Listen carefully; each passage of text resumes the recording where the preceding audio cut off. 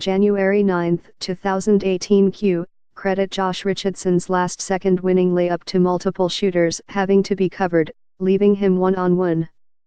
6 Heat players scored in double figures in Sunday's victory over the Jazz.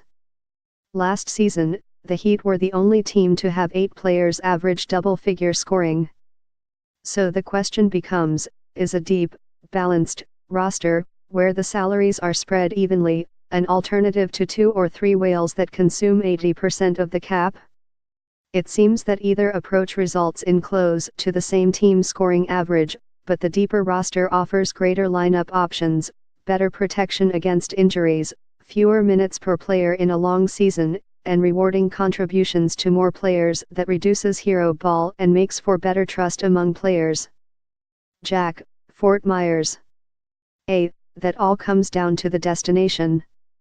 Last season was a good example, that the ultimate ensemble approach got you to 41-41. Yes, I know there were injuries, but, as we're learning this season, that seemingly always is part of the equation. And while Josh certainly created a memorable moment at the end of Sunday's game, that was against a team that looks as if it's headed to the lottery. Against playoff competition, that is when you need an elite go-to-scorer. Perhaps Josh evolves into that, but he certainly is not there yet. That's what a whale does for you, a Kevin Durant or Gordon Hayward or Kyrie Irving. It gives you elite scoring against elite defense. With this approach, it's almost as if Pat Riley is saying that competing for the second round of the playoffs is good enough. And that is not the Pat Riley I remember. So, yes, an elite star has to remain the end game, even amid enjoyable stretches such as this. Q. Josh Richardson has been great and I'm really excited about his future. However, do you think that while he is obviously capable of playing small forward, he is somewhat marginalized by playing out of position? Eric Spoelstra essentially created the idea of positionless basketball.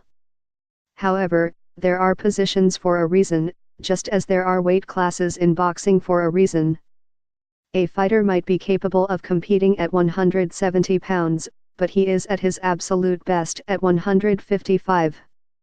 I understand the logjam at shooting guard creates the necessity to adjust, but do you think the plan is to make sure Josh is the starter at shooting guard for the foreseeable future?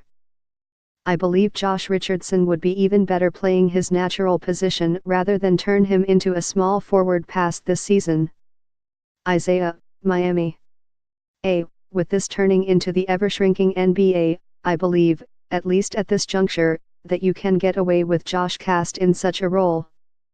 Plus, what he really is doing is often taking the toughest defensive challenge at any of the wing positions. As long as Goran Dragic, Tyler Johnson and Wayne Ellington are around and playing as they have recently, all 3 deserve quality minutes. So you utilize your roster to the best advantage. Now, if you look at Goran as an older player, then it comes down to who you eventually cast at point guard.